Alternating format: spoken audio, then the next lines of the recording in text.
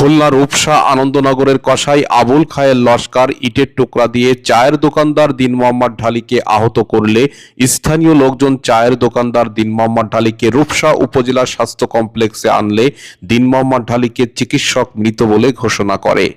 আপনার নাম কি? ইয়ামিন। ইয়ামিন জি। কি ঘটনা হয়েছিল এই সময়? বেশি কথা কোনো লাভ হবে না, জোর করে তো আর এখন আমি জোর করে দিতে পারবো না। তা তুমি কালকে আইসা নে এইভাবে মনে করেন, এক কথায় দুই কথায় হাতাহাতি, তারপরে বাইরে আইসা মনে করেন ওই ইট দিয়ে কোথায় আঘাত করলো প্রথমে? কপাল। ঘটনার সত্যতা অনুসন্ধানে জানা যায়, খুলনা জেলার রূপসা থানার ভবানীপুর গ্রামের চায়ের দোকানদার দিন মোহাম্মদ ঢালি বেশ পূর্বে পার্শ্ববর্তী গ্রাম আনন্দনগরের কসাই আবুল খায়ের লস্করের নিকট হতে গোমাংস ক্রয়ের পরবর্তীতে বিভিন্ন কারণে পাওনা টাকা না দেওয়ায় দীর্ঘ সময় পর কসাই আবুল খায়ের লস্কর পাওনা টাকা চাইতে ভবানীপুরের চায়ের দোকানদার দিন মোহাম্মদ ঢালির চায়ের দোকানে উপস্থিত হয় এবং কসাই আবুল খায়ের দিন মোহাম্মদের নিকট 500 পাওনা টাকা চাইলে চায়ের দোকানদার দিন মোহাম্মদ ঢালি কসাই আবুল খায়েরকে 2-1 দিনের মধ্যে টাকা পরিশোধ করার ওয়াদা করে। একটা মেয়ে 6 মাস আগে মারা গেছে। ও লোকটা কার সাথে কোনো গ্যাঞ্জাম করে নেই, চার দোকানেই তার সংসার। ভালো লোক। ও বেরিয়ে আসলি ওরে ঘুষি মারছে, মারলে ও হয়তো একটু এসর ফেসর করেছে, করার পরে ইটতে যাবে। উগ্রবাদী কসাই আবুল খায়ের দিন মোহাম্মদকে পাওনা টাকা পরিশোধের জন্য এক মুহূর্ত সময় দিতে চায় না, তাকে তাৎক্ষণিকভাবে টাকা প্রদান করতে হবে। এই মর্মে উভয়ের মধ্যে বাক বিতণ্ড লেগে যায়। হাতাহাতির এক পর্যায়ে কসাই আবুল খায়ের পাশে পড়ে থাকা একটি ইটের টুকরা দিয়ে কপালের ডান পাশ বরাবর সজোরে আঘাত করলে তাৎক্ষণিকভাবে অসুস্থ দিন মোহাম্মদ ঢালি মারাত্মক জখম হয়।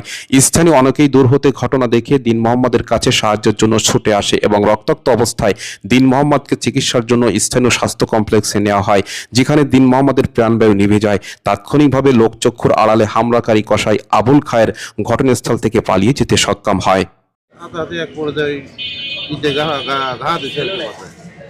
আচ্ছা, ওই যে লোকটা মারা গেছে নামটা কি? দিন ঢালি পেশায় কি করে? আর যে মারছে ওনার নাম কি?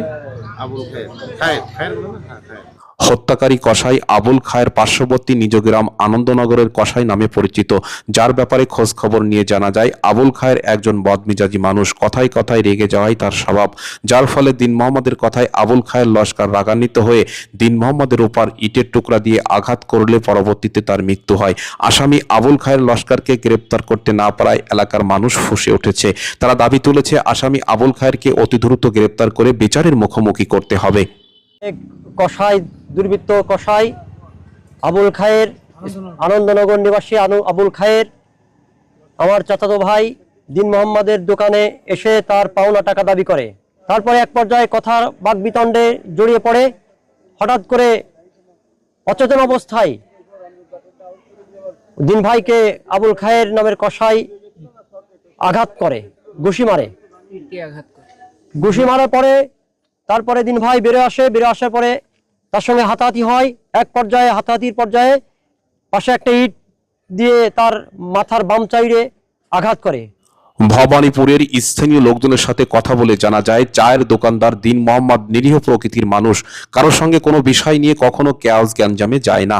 পাওনা 500 টাকা কসাই আবুল খায়েরকে না দিতে পারায় দিন মোহাম্মদের মৃত্যুর কারণ হয়ে দাঁড়িয়েছে। অত্র এলাকা হতে কসাই আবুল খায়ের ব্যাপারে খোঁজ খবর নিয়ে জানা যায় আনন্দনগরের 5 নং ঘাটবগের কৃষক দলের সভাপতি আবুল খায়ের। হত্যাকারী আবুল খায়ের লস্কর রাজনীতির সাথে সম্পৃক্ত।